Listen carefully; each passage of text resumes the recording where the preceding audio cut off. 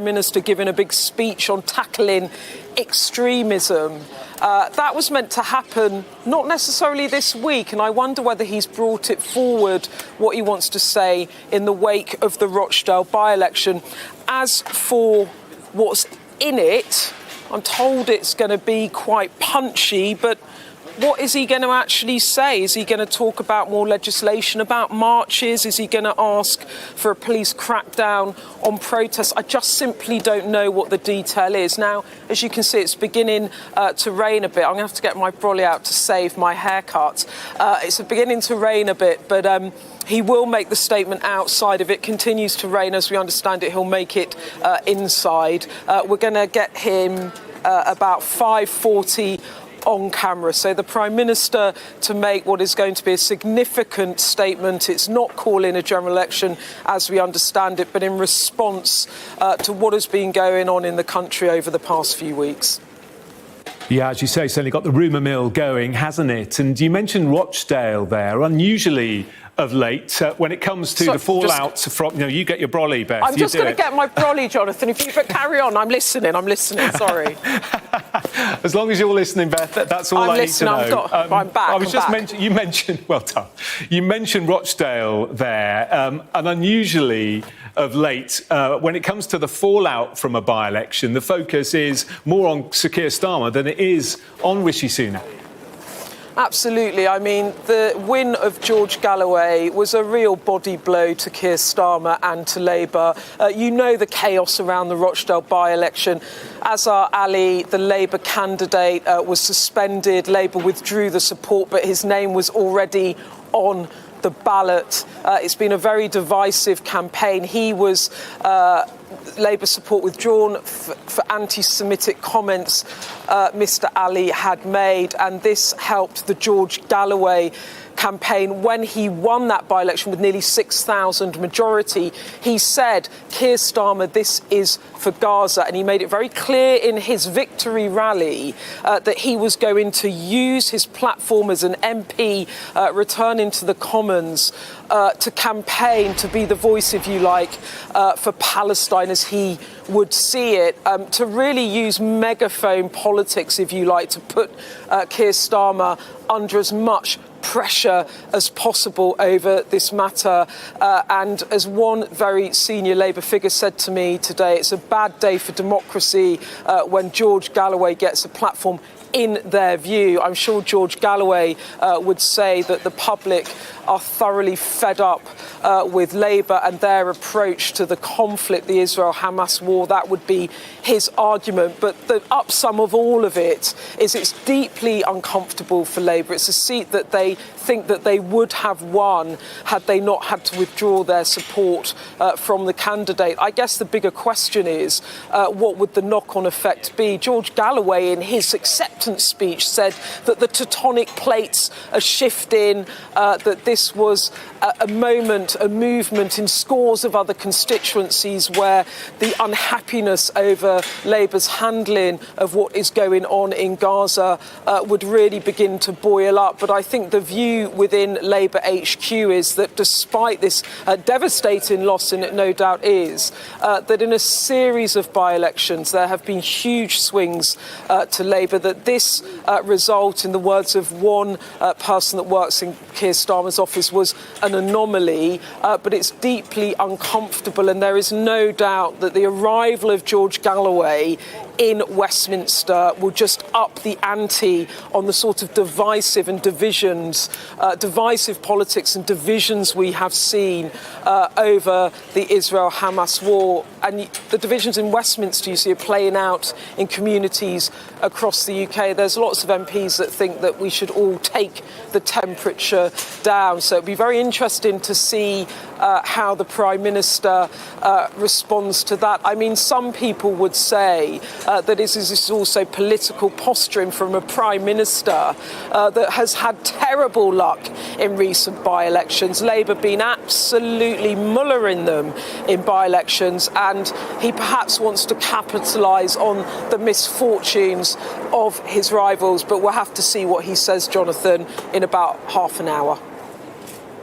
Beth, just briefly, there will obviously be a lot of speculation that this could be some big announcement about a general election. Your sources saying that isn't the case, but nonetheless, people are still wondering when it will be. And there was a tiny bit of clarity, wasn't there, from the Prime Minister today, really confirming what everyone expected, that it will take place in 2024. Well, look, he said earlier this year that he expected it to be in the second half of the year, this year. That was in response to a flurry of activity around the autumn statement when he announced that there would be national insurance cuts coming in January, and everyone went, well, if it's coming in January, he's teeing it up for a May general election. We also reported at the time that his campaign chief, Isaac Levido, was going back into CCHQ at the beginning of January, and my sources told me that the message was get ready for an election, and we have to be ready from May. At the time, I have to say as well, there was lots of scepticism about whether it would be a May election, because it's partly driven about how the polls are, how the economy's doing. But, you know, May was an option. Labour think it was May, or thought at the time it was May. The Prime Minister has to hold a general election legally by the end of January 2025. But all the money now is on a late autumn election. Late autumn in parliamentary terms is quite a movable feast. So there has been talk that it would be mid-November. It could come in October, but that is the expectation for now. And I have to say, the PM did set the hairs running when there was talk of a podium moment in the speech, but just for clarity in the street. But just for clarity, my sources tell me this is not a general election announcement. OK, Beth, many thanks. Keep dry, and we will come back to you a little bit later for the reaction to that statement, which we are expecting, as you can see at the bottom of your screen, live at 22:06. OK, to events in Russia now. A Russian human rights group says 45 people have been detained following the funeral of opposition leader Alexei Navalny. Thousands of people gathered for the funeral following his death in a penal colony 2 weeks ago. Now, the Kremlin had warned that any unsanctioned gatherings would break the law. Riot police watched on as supporters chanted his name outside the private ceremony.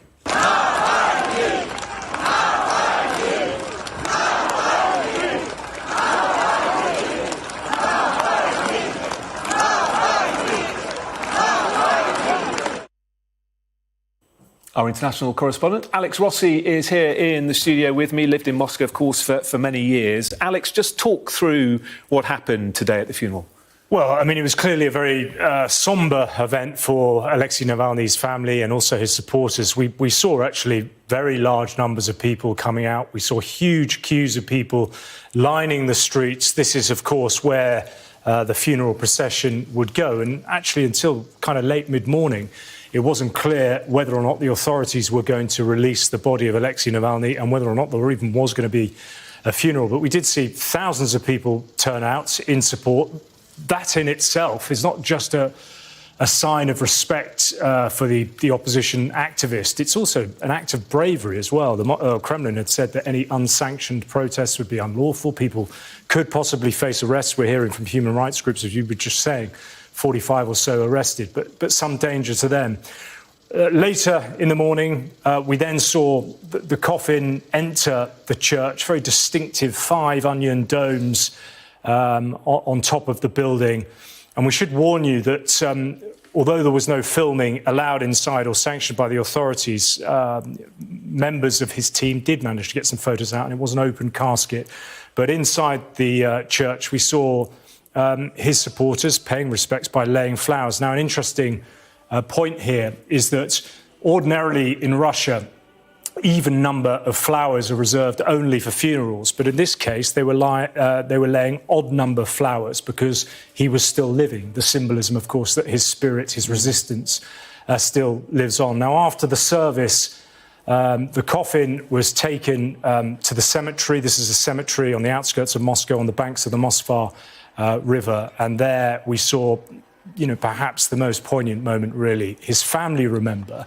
His wife and his 2 children didn't go back. They are in exile. They've seen what's happened to Alexei. They weren't going to go back themselves and risk possible arrest. But we saw his mother, Ludmila, laying a kiss on her son. So an extremely sad day, really, for his supporters, but also sad as well because of what it indicates in terms of the opposition and the resistance in Russia. I mean, for many people, he was the last chance, really, that Russia would develop into, his words, as a normal country. And we know, don't we, that hundreds of political prisoners remain in jail. Yeah, I mean, being part of the opposition in Russia takes extraordinary guts, and I suppose that was embodied really by Alexei Navalny. He was an extraordinarily courageous man, and I think he kind of predicted the tragedy that would unfold. Now, he was a real thorn in the Kremlin side through social media videos. He had a way of really kind of connecting with particularly young Russians, and he used humour in a way that I think kind of lampooned and skewered the regime in a way that they found extraordinarily uncomfortable, really pointing out the kind of kleptocratic nature of what Putinism represented and the fact that his cronies had pillaged the country. I think the big question is now, where does it go from here? And to be honest, it doesn't look particularly good. I mean, the fact that Alexei Navalny is now out of the picture, I think the kind of opposition to Putin, certainly inside or even outside the country, has been comprehensively extinguished. A dark day. OK. Alex, thank you. Back here, a double murderer described by his victims' relatives as a monster of the worst kind has been told he'll die in jail. Marcus Osborne was sentenced to a rare whole-life order for what prosecutors said were the ferocious and merciless murders of Katie Higton and Stephen Harnett in Huddersfield last May. Leeds Crown Court heard that Osborne stabbed his former lover Katie to death in the home they once shared and then lured Stephen to the property before stabbing him too. Osborne, a serial abuser of women, carried out his crimes while 4 children were inside the house. Fraser Maud sent this update from Leeds Crown Court.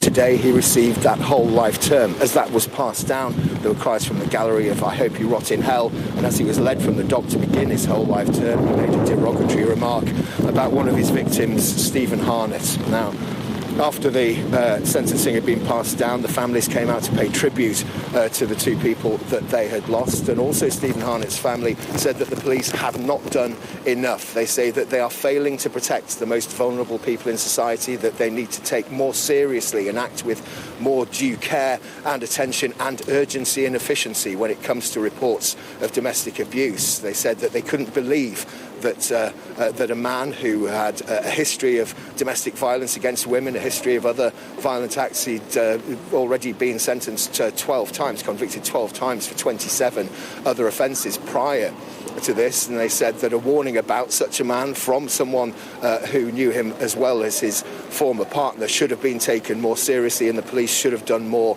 to help and prevent these 2 tragic and brutal deaths. The police say that the investigation has been handed over to the Independent Office for Police Conduct for an internal review as to how the police handled this situation. The families, though, clearly not happy with what they see as police inaction.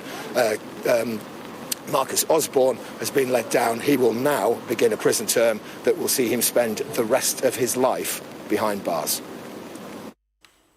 Fraser Maud reporting there. Now, an inquest has heard that the son-in-law of Prince and Princess Michael of Kent died from a traumatic head wound and a gun was found near to his body. Thomas Kingston, husband of Lady Gabriella Kingston, was found dead in an outbuilding at his parents' home in the Cotswolds last weekend. His wife and family have described him as an exceptional man who lit up the lives of all who knew him. Our West of England correspondent Dan Whitehead is in Gloucester for us. Dan, what else was said in court?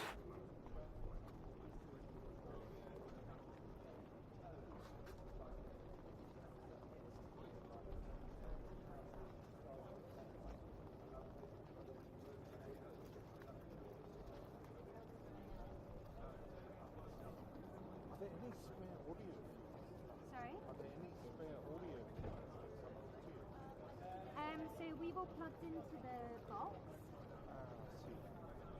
So yeah, you just need to plug your XLR in.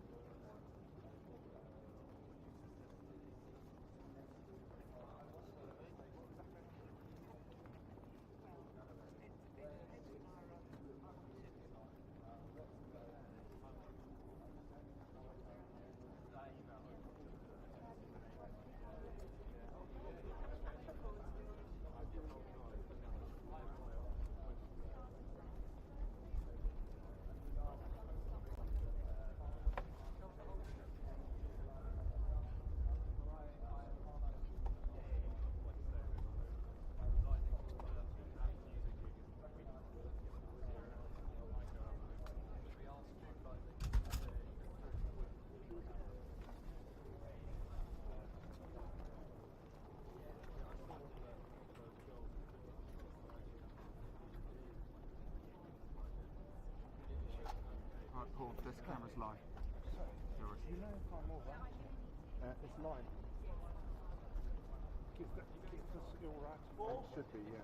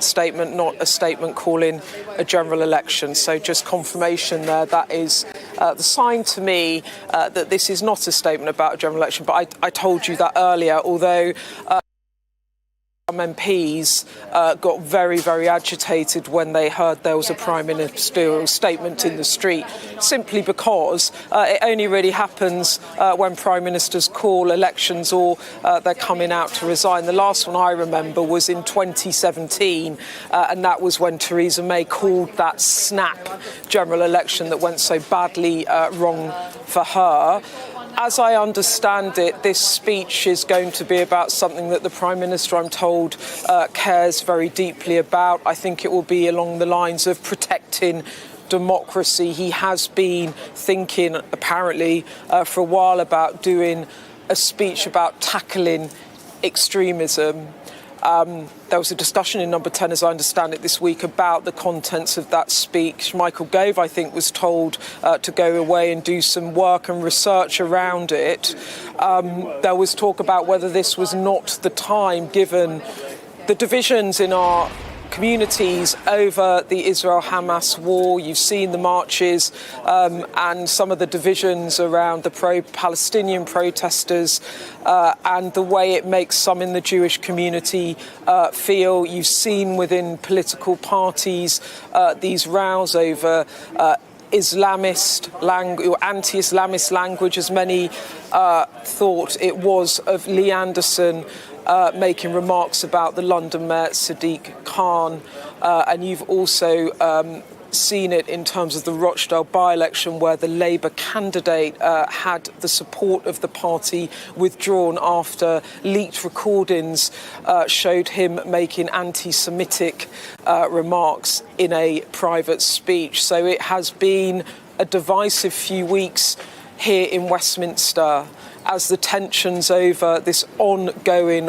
war in Gaza, this Israel-Hamas war, the conflicts and tensions playing out on the streets, not just in London, but in other parts of the country. And as I understand it, the Prime Minister wants to come out here and make some sort of statement around it. Look, I don't know what's in it. I mean, is it going to be punchy in terms of the rhetoric he uses or the messaging he wants to get across? Or is he actually going to announce that he's going to make changes? Is he going to make some changes around laws around protesting? Is he going to ask the police to take more action? I simply don't know.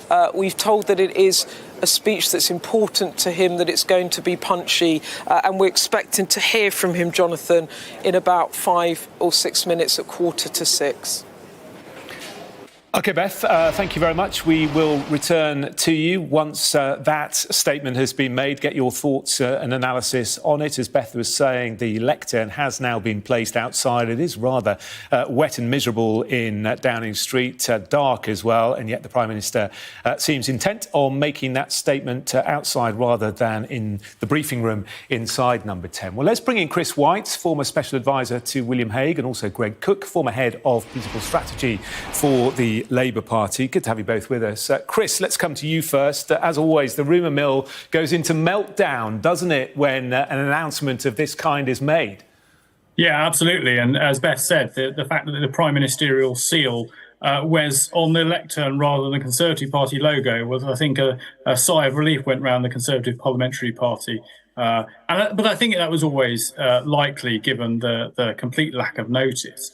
But clearly, I think something has really struck a tone with the Prime Minister during the course of this week. It's been an extremely divisive week politically. You've got a lot of sort of divisive language being used across the political spectrum. You've obviously had the situation with Lee Anderson and obviously the by-election in Rotherham. And I think it feels like this is something that the Prime Minister feels very, very strongly about and clearly wants to make a statement. So I'm waiting to see what he says with great interest. Yeah, indeed. And Greg Cook, is a statement needed, do you think, along these lines, about protecting democracy, about tackling extremism?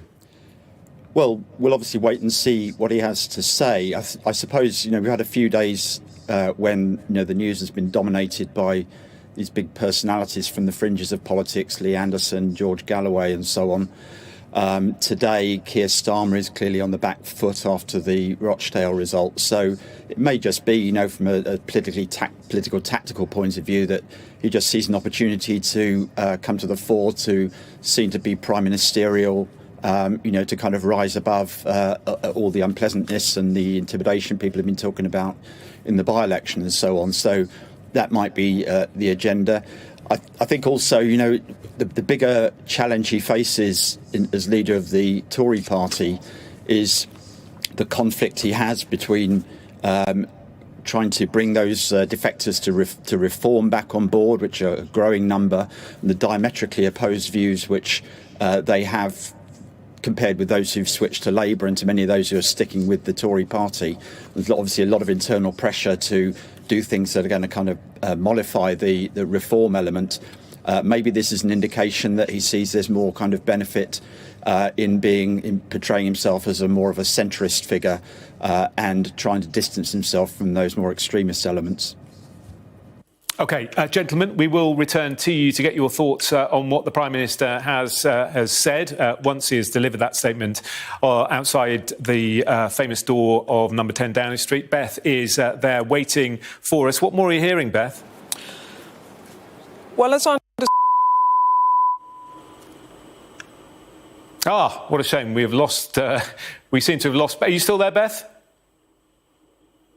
You got me, Jonathan. You hear me? We can hear you. Far away, Beth. Great, OK.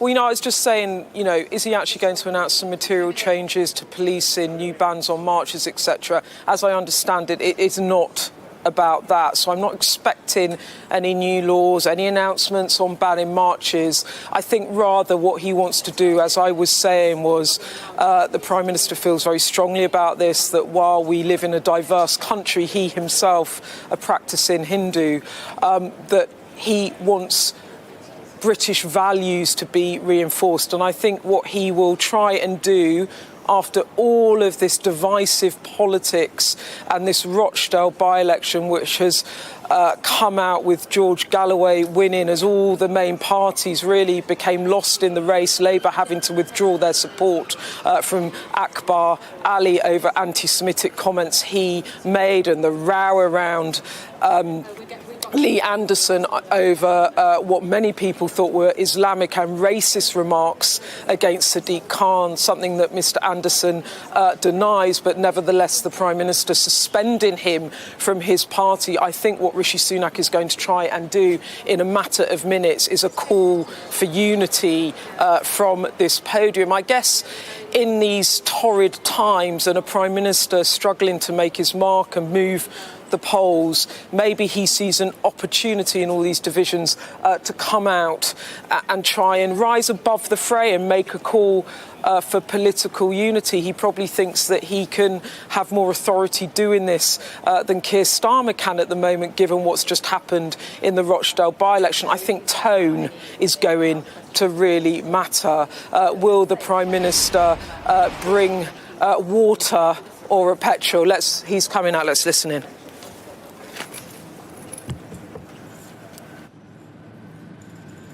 In recent weeks and months, we have seen a shocking increase in extremist disruption and criminality. What started as protests on our streets has descended into intimidation, threats, and planned acts of violence. Jewish children fearful to wear their school uniform lest it reveal their identity.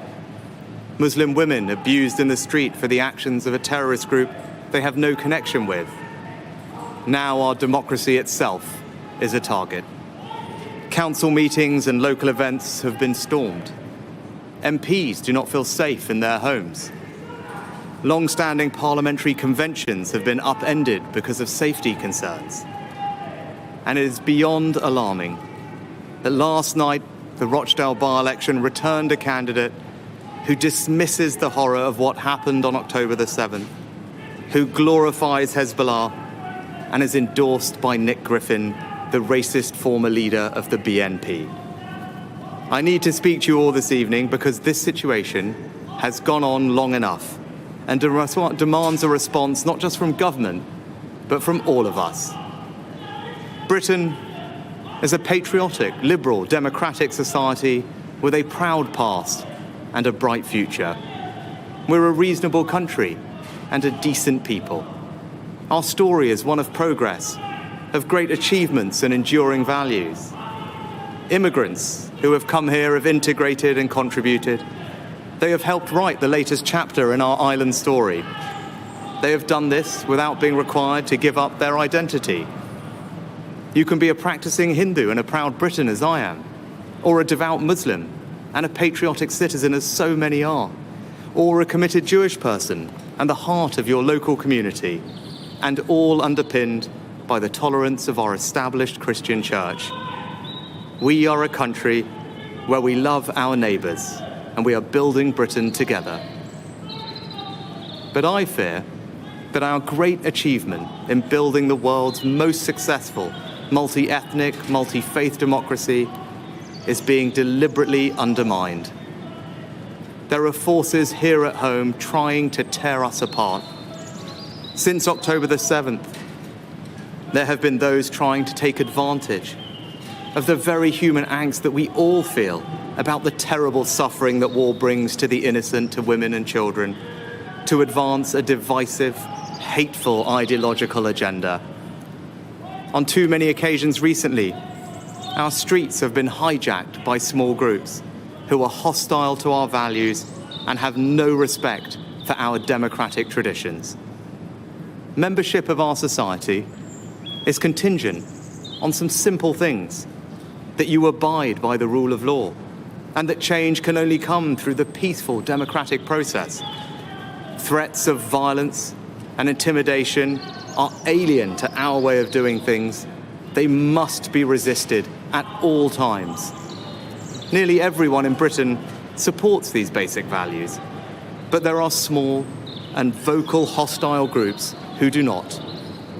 Islamist extremists and the far right feed off and embolden each other. They are equally desperate to pretend that their violence is somehow justified, when actually these groups are two sides of the same extremist coin. Neither group accept that change in our country can only come through the peaceful democratic process. Both loathe the pluralist modern country we are. Both want to set Britain against Britain, to weaponize the evils of anti-Semitism and anti-Muslim hatred for their own ends. The faith of Islam, peacefully practiced by millions of our fellow citizens, is emphatically not the same thing as the extremist political ideology of Islamism, which aims to separate Muslims from the rest of society. Islamist extremists and far-right groups are spreading a poison. That poison is extremism. It aims to drain us of our confidence in ourselves as a people and in our shared future. They want us to doubt ourselves, to doubt each other, to doubt our country's history and achievements. They want us to accept a moral equivalence between Britain and some of the most despicable regimes in the world. They want us to believe that our country and the West more generally is solely responsible for the world's ills, and that we, along with our allies, are the problem. In short, they want to destroy our confidence and hope. We must not allow that to happen. When these groups claim that Britain is and has been on the wrong side of history, we should reject it and reject it again. No country is perfect, but I am enormously proud of the good that our country has done. Our place in history is defined by the sacrifices our people have made in the service of their own freedom and that of others. And when these groups tell our children that they cannot and will not succeed because of who they are, when they tell children that the system is rigged against them or that Britain is a racist country, this is not only a lie, but a cynical attempt to crush young dreams and turn impressionistic minds against their own society. I stand here as our country's first non-white Prime Minister, leading the most diverse government in our country's history, to tell people of all races, all faiths and all backgrounds, it is not the colour of your skin, the God you believe in, or where you were born that will determine your success, but just your own hard work and endeavour. And we must be prepared to stand up for our shared values in all circumstances, no matter how difficult. And I respect that the police have a tough job in policing the protests we have seen and that they are operationally independent. But we must draw a line. Yes, you can march and protest with passion. You can demand the protection of civilian life. But no, you cannot call for violent jihad. There is no context in which it can be acceptable to beam anti-Semitic tropes onto Big Ben in the middle of a vote on Israel-Gaza. And there can be no cause that you can use to justify the support of a prescribed terrorist group like Hamas. And yes, you can freely criticize the actions of this government, or indeed any government. That is a fundamental democratic right. But no, you cannot use that as an excuse to call for the eradication of a state or any kind of hatred or anti-Semitism. This week, I've met with senior police officers and made clear it is the public's expectation that they will not merely manage these protests, but police them. And I say this to the police: we will back you when you take action. But if we are asking more of the police, we in government must also back up that call with action. To that end, this month the government will implement a new, robust framework for how it deals with this issue, to ensure that we are dealing with the root causes of this problem, and that no extremist organisations or individuals are being lent legitimacy by their actions and interactions with central government. You cannot be part of our civic life if your agenda is to tear it down. We will redouble our support for the Prevent programme to stop young minds being poisoned by extremism. We will demand that universities stop extremist activity on campus. We will also act to prevent people entering this country whose aim is to undermine its values. The Home Secretary has instructed that if those here on visas choose to spew hate or protest or seek to intimidate people, we will remove their right to be here. And our Britain must not be a country in which we descend into polarised camps, with some communities living parallel lives. It is not enough to live side by side. We must live together, united by shared values and a shared commitment to this country. And I want to speak directly to those who choose to continue to protest. Don't let the extremists hijack your marches. You have a chance in the coming weeks to show that you can protest decently, peacefully, and with empathy for your fellow citizens. Let us prove these extremists wrong and show them that even when we disagree, we will never be disunited from our common values of decency and respect. I love this country. My family and I owe it so much. The time has now come for us all to stand together to combat the forces of division and beat this poison. We must face down the extremists who would tear us apart. There must be leadership, not pandering or appeasement. When they tell their lies, we will tell the truth. When they try and sap our confidence, we will redouble our efforts.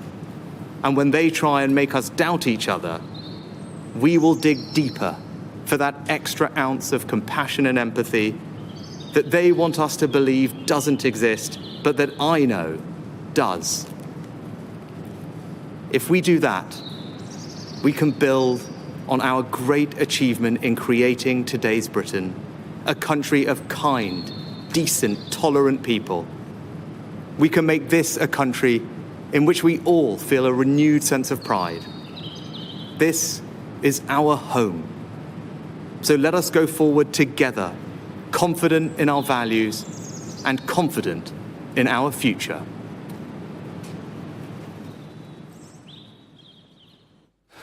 So, Prime Minister Rishi Sunak making that statement live on the steps of number 10 Downing Street. He said recently we've seen a shocking increase in intimidation, threats, planned acts of violence. He said the victory of George Galloway in the Rochdale by-election is beyond alarming. In recent weeks and months, we've seen a shocking increase in extremist disruption and criminality, he said. What started as protests on our streets have descended into intimidation, threats and planned acts of violence. He gave some examples. He said Jewish children fearful to wear their school uniform lest it reveals their identity. Muslim women abused in the street for the actions of a terrorist group they have no connection with. Now our democracy itself is a target, he said. Council meetings, local events have been stormed. MPs, as we've been hearing, don't feel safe in their homes. He went on to say long-standing parliamentary conventions have been upended because of safety concerns.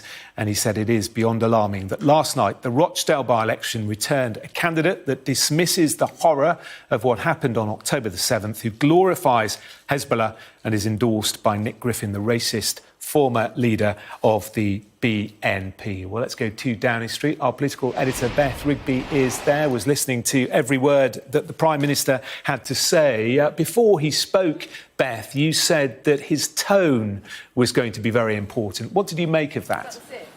Well, someone, former cabinet minister, has actually just texted me and said this is the sort of speech the Prime Minister should have made months ago amid all the divisions that we have seen in our country since those attacks on October the 7th, the Hamas attacks on Israeli citizens that prompted this conflict and the growing divisions that we have seen within our own communities and our own streets, be it in London or across the country. Finally, as some people would say, the Prime Minister coming out here in a speech where he talked about unity and he talked about tackling extremism and also about tackling the far right.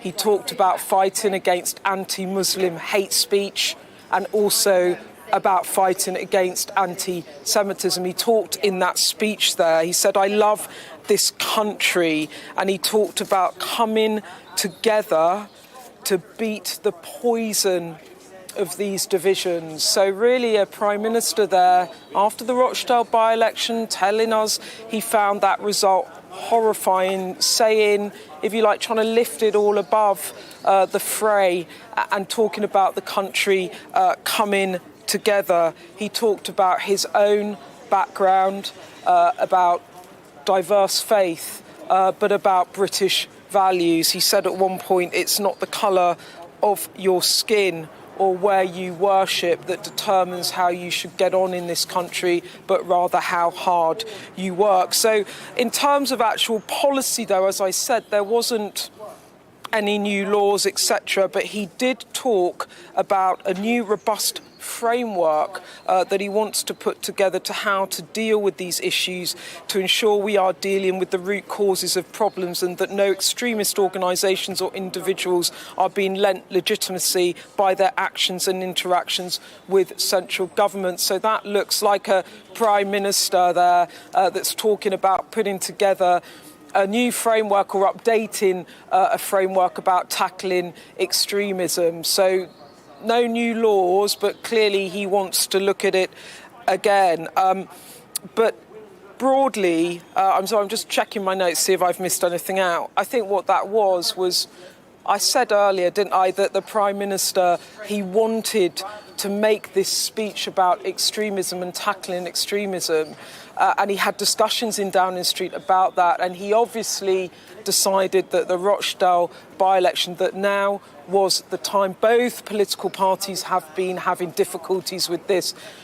Labour with issues of anti-Semitism and what to do about a ceasefire in Gaza. Keir Starmer's seen loads of his councillors leave the party. They were forced to suspend their own candidate in the Rochdale by-election. The Labour leader today apologising to the people of Rochdale for not being able to put a candidate forward because Mr Ali, their suspended candidate, had made anti-Semitic remarks. And this week, the Prime Minister having to suspend the former deputy chair of the party, Lee Anderson, about what he said about Sadiq Khan. So a Prime Minister there in a call for unity, hoping to rise above the fray and try and reassure a probably quite tense population over what's been happening in recent weeks. OK, Beth in Downing Street, many thanks. Well, Rishi Sunak said it is beyond alarming that George Galloway won the Rochdale by-election. Let's go straight to Rochdale. Sam Coates is with George Galloway to get his reaction. Sam. I'm standing here at George Galloway's campaign headquarters. George Galloway, did you just watch the Prime Minister's speech? I didn't watch it, but I understood the first part of it related to the Rochdale by-election. The Prime Minister has just said that your election of you to Parliament is beyond horrifying. What do you say to that? Well, I can understand how disappointed he is about the by-election. The Conservative Party, which is the government of the country, was crushed, not just by me, but by an independent candidate that no one had ever heard of before outside of Rochdale. So it was a disastrous night for the Conservatives and a disastrous night for Labour. I got more votes than Labour and the Conservatives and the Liberal Democrats and the Reform Party put together, which adds up to a pretty crushing rejection of the two-party system. So I understand why he's alarmed. I want you to address some of the specifics that the Prime Minister said about you this evening. He said that you backed Hezbollah. Is that true? I don't know what that means, backed Hezbollah. I oppose Israel's occupation of Lebanon, and I respect the right of people in occupied territory to resist their occupier.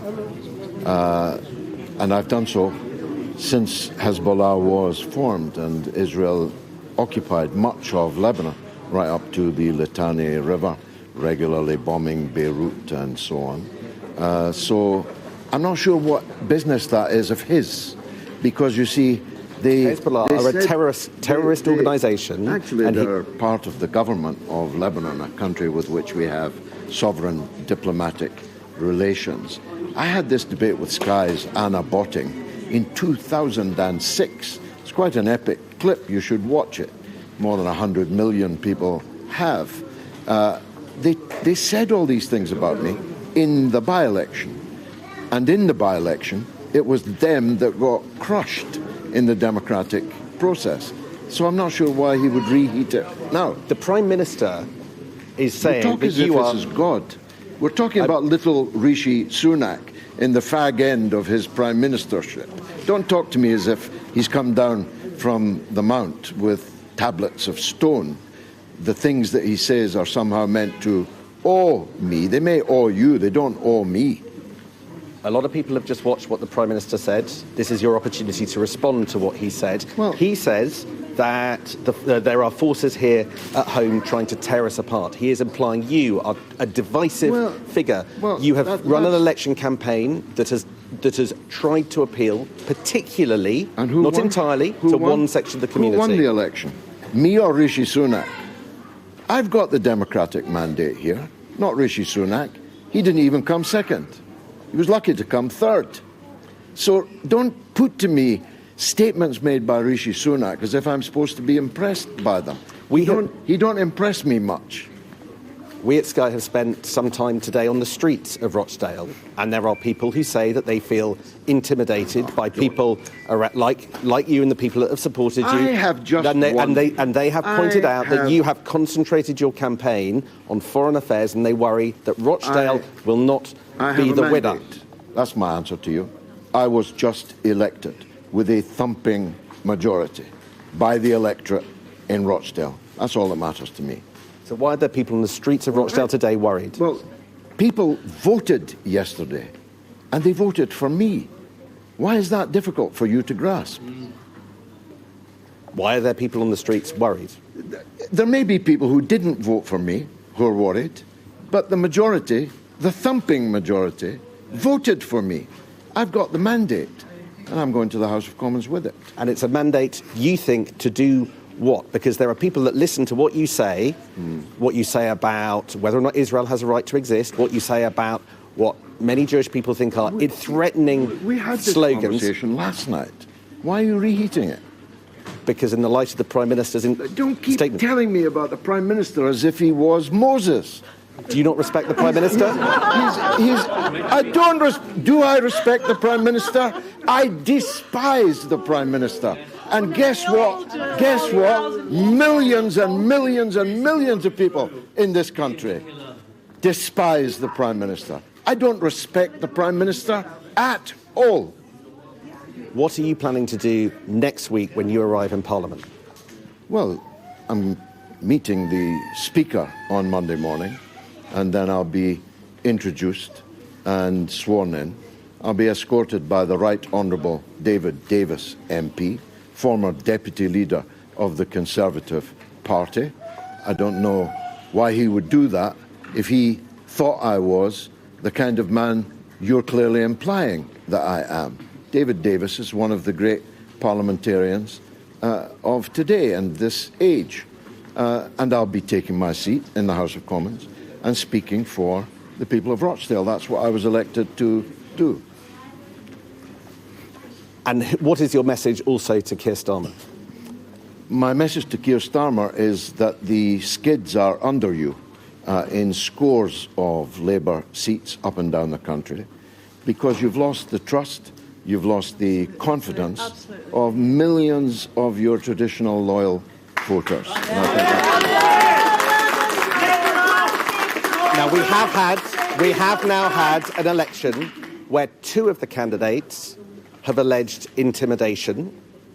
The Prime Minister referenced that intimidation in his address on the steps of... to the Prime Minister as if that's supposed to impress me. The Prime Minister is the Prime Minister is a rather diminutive, diminished and degraded politician.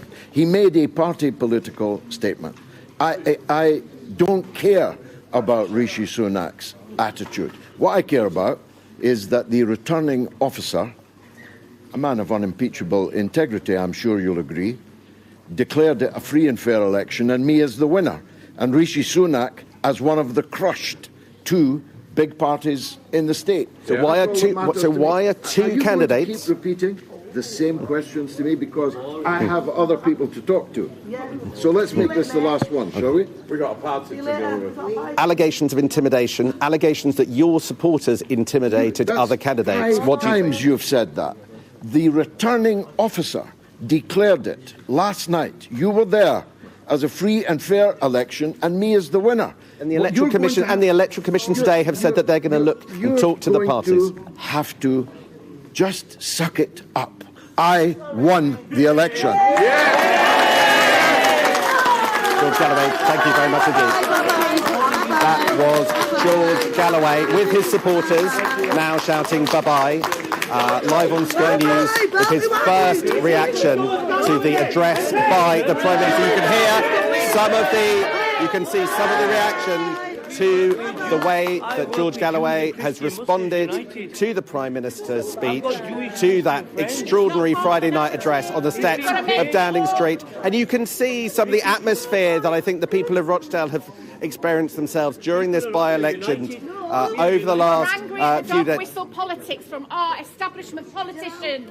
And you can see the febrile atmosphere and the anger in this room about an hour before a rally, a victory party for George Galloway's election is due to start.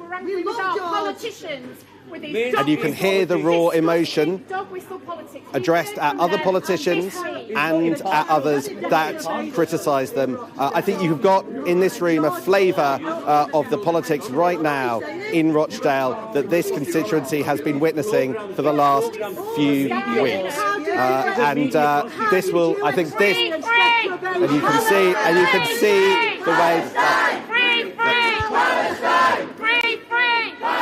and that, I think, sums up some of the campaigning that we have seen in Rochdale over the last few weeks. Yeah, Sam, thank you very much. As it gets louder and louder in Rochdale, we will leave you. But thank you very much for that reaction from George Galloway. Rishi Sunak, Beth Rigby joining us now. Rishi Sunak saying that he dismisses the horror of what happened on October the 7th and glorifies Hezbollah. Our political editor, Beth Rigby, listening to the Prime Minister and also listening to George Galloway's reaction. Beth, George Galloway dismissing roundly everything that the Prime Minister had to say. Yeah, and I think that is a demonstration of the megaphone kind of politics that George Galloway is going to bring to the Commons there. Sam asking him questions about reacting to the Prime Minister's speech. And in a way, George Galloway was playing the man, not the ball, wasn't he? He was saying that he was a Prime Minister at the fag end, I think it was how he put it, of his premiership, and really said, I won this election, I don't have much time for what the Prime Minister says at all. But a lot of other people will have been listening to what the Prime Minister said, in the sense that I think he was trying to respond and capture a moment in what has been a very febrile few weeks. I mean, it began back in October, on October the 7th, when Hamas attacked Israeli citizens. That sparked this long drawn-out war, the Israel-Hamas war. And the fallout of that has been growing tensions within our communities and on our streets. And that was a Prime Minister there giving, as a couple of former Cabinet Ministers have now said to me, a speech they think he should have given months ago about talking about the threat to our democracy. He said that extremist forces are trying to tear us apart. He talked about the shocking increase in extremist disruption and criminality, our democracy itself being a target. And he spoke about British people coming together to combat these extremist forces and beat this poison out of our society, as he put it. He talked about dusting down his framework for tackling extremism. That is the Prevent programme. And just, I've been getting, because this has been going out live, some reactions from various people. One senior politician said that they wondered whether there'd been actual intelligence on specific protests or hostile threats that has prompted this intervention. As I understand it, Number 10 won't get into specifics, but clearly, given the febrile atmosphere, there are concerns. There are concerns around MPs' safety too, as we've been well documenting on Sky News. Another former Cabinet Minister has messaged me saying it was a good speech, but with no action. Surely if you go out at 6 p.m. on a Friday like an emergency speech, which is what it felt like. This is so extraordinary and unusual for a Prime Minister to take a podium outside Number 10. That is normally general election or resignation territory. So that is a big call for a Prime Minister. And this former Cabinet Minister saying to me, if you're going to do an emergency speech like that, do you surely need to outline some action? People could easily say, nice speech, agree with your thoughts, but what are you actually doing about it? And I think in the dust up and wash up of all of this, that might be the sentiment that rides through, which was plenty of people on both sides of the political divide will agree with the sentiment, even if George Galloway did not. But what does it actually mean in practice? How is the Prime Minister going to bring the country together? Lots of words. What about action? I think that will be a discussion point now as we dissect what the PM said and the state of our politics at the moment. OK, fascinating stuff. Beth, thank you very much. Beth Rigby there outside Number 10. Well, let's bring in our panel. Chris White, former Special Advisor to William Hague, and also Greg Cook, former Head of Political Strategy for the Labour Party. It'll be good to get both your thoughts on what we've been hearing over the last 20 minutes or so. Chris, perhaps we can start with you then. Your thoughts first on what Rishi Sunak had to say, really talking about threats, wasn't he, in the wake of those attacks on October the 7th, threats to members of the public, threats to MPs, but also the threat to our democracy. Yes, I thought it was a hugely important speech, actually, by the Prime Minister. You have to remember that this is the UK's first British Asian Prime Minister, someone who embodies the values of British multiculturalism and respect for the way in which we undertake democracy in this country. So for him to come out on the steps of Downing Street and to really talk about the values and make an appeal to the British population about the nature of the values of tolerance and reject extremism was, I think, really important, and the way he encouraged the country to really demand a response from all of us, in fact, as to how we tackle this politics of division, embodied very eloquently there by the slightly risible figure of George Galloway. I thought the really coded point for me, which I think needs to be brought out more, was the Prime Minister's direct reference to the police and the way they police a lot of these protests. He referred to the police obviously as operationally independent, but actually talked about how he met with the police and effectively talked about backing them. And I think that's really a really strong coded reference there to say to the police that actually they need to pull their finger out and deal with some of the extremist issues that have cropped up, not least the projection onto Parliament of anti-Semitic tropes, as well as the way in which protesters have stormed into democratic meetings.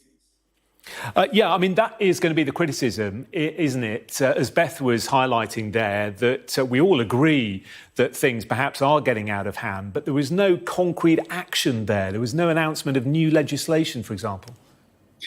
No, that's true. But we have to remember that we're in the last few months of the Parliament, and it's unlikely that we're going to get significant changes to legislation. And in actual fact, I think a lot of the activity and action that MPs need, the police need to use are already in place. I mean, the Prime Minister did talk about using prevent and making a tougher line on those who abuse visas, and also this new robust framework, which will be published in the next month or so. So I think all of those things will add up to a more concrete plan. But I think really the clear message for me, at least, was how actually it's over to the police to actually get on and deal with some of these issues. And to really tackle the issue at heart, which is that the threat to democracy cannot be accepted. OK, let's get the thoughts then of Greg Cook as well, former head of political strategy for the Labour Party. Greg, the Prime Minister said there are forces here at home trying to tear us apart. What did you make of the statement? Do you feel it was needed? Well, I mean, we have to take at face value that this is, an issue he's sincere about and that he's passionate about. I think, the reason why there was such a big event made out of this, I think, is, clearly there's strategy behind it as well. And I think what we saw there was the first kind of coherent exposition of how he intends to present himself personally to the country at the election, whenever it's held, and specifically about his particular role, which he referred to earlier in the week as he described himself, Britain's first non-white Prime Minister. And, thinking again strategically in the dirty business of elections, the advantage for him of these sorts of themes is that while people are talking about this, they're not talking about the kind of bread and butter issues of the economy, the cost of living, the health service waiting lists and all the things which have kind of dragged down his popularity. And they put him more onto the front foot. And he probably calculates, even though he's had his struggles over the last few days, and his party has over Lee Anderson and the inability to kind of define Islamophobia, that in the long run, this is weaker ground for Labour, and that Labour doesn't want to be talking about these kind of issues of identity politics, because it's got its issues over anti-Semitism, which are still stuck in the electorate's mind, which have come to the fore again over Rochdale. It's got the image of the legitimate and serious disagreements there are in the party over the Gaza issue and so on, which Keir Starmer is trying to navigate as best he can. In the short term, we've got elections in London and in the West Midlands in May, where these kinds of issues are going to be to the fore again. So I'd imagine all these kind of thoughts would have been going through their minds in terms of the prominence which has been given the speech in Downing Street and the clear kind of philosophy which he seems to be trying to put into this, particularly in the first half of what he had to say. Yeah, and Greg, what about those comments about George Galloway saying that his election in Rochdale was beyond alarming? Was that, from a strategy point of view, a sensible thing to do? And also, what did you make of George Galloway's reaction? Well, I mean, George Galloway is George Galloway. We've seen this many times. Every time he's elected, you get the same kind of truculence with interviewers and so on. People, I think, know what they think of him one way or another. There's nothing much new there. I think, in terms of the stuff about the police and about the protests and so on, that was more, a bit of a nod towards those you think, those on the right and reform supporters. Perhaps you think the police have been too lenient on some of these protests and so on. So it did shift a little bit in that direction when he was talking about the specifics later on. But clearly what he's trying to do is to portray himself as someone who's got a kind of a moderate kind of viewpoint, which is trying to put him at odds with the extremists on all sides, and from his point of view, trying to portray Labour as having much more of a problem with dealing with those extremes. Let's get the thoughts just finally then of Chris White as well on George Galloway. What did you make of his election in Rochdale? And we saw the reaction from his supporters, didn't we, as he was speaking to Sam Coates? Is he going to add fuel to the flame of this division? Yeah, well, I mean, George Galloway embodies the division in British politics. I mean, that's what he ultimately is there to do, is to pour fuel onto the flames of these kind of situations and try and capitalise on him. We shouldn't forget the type of character that George Galloway is. He is someone who not only in the last few days has effectively said that the state of Israel has no right to exist, but he's also someone who historically has been suspended from the House of Commons in 2007 by standards investigation. And he's someone who'd established charities, which the Charities Commission has later found that may not have conducted any charitable activity. So, that's the type of character that we're dealing with. And the British public shouldn't forget that he is not what he tries to make out, which is this great white hope, or this great figure of someone who is trying to tear down the nature of British politics. That's not what he is. He's there, and the only issue that he's there for is one person, and that's George Galloway himself. Fascinating stuff. We thank you both for your analysis so soon after that speech in Downing Street. Greg Cook, former head of political strategy for the Labour Party, and Chris White, former special advisor to the Conservative Party. Thank you both very much indeed. So the breaking news this hour: Prime Minister Rishi Sunak has used a Friday evening address, very unusually in Downing Street, to warn that democracy is being targeted by extremists. The Prime Minister said that there are forces here at home trying to tear us apart. And he said the victory of George Galloway in the Rochdale by-election was beyond alarming. George Galloway responded, saying it's been a disastrous night for Conservative and Labour, crushing rejection for the two main parties. He says he won Rochdale with a thumping majority, and I don't know what backing Hezbollah means. I respect the right of people in the occupied territory to resist their occupation. Plenty more analysis, of course, on what the Prime Minister had to say throughout the evening here on Sky News. But do stay with us on the News Hour. Coming up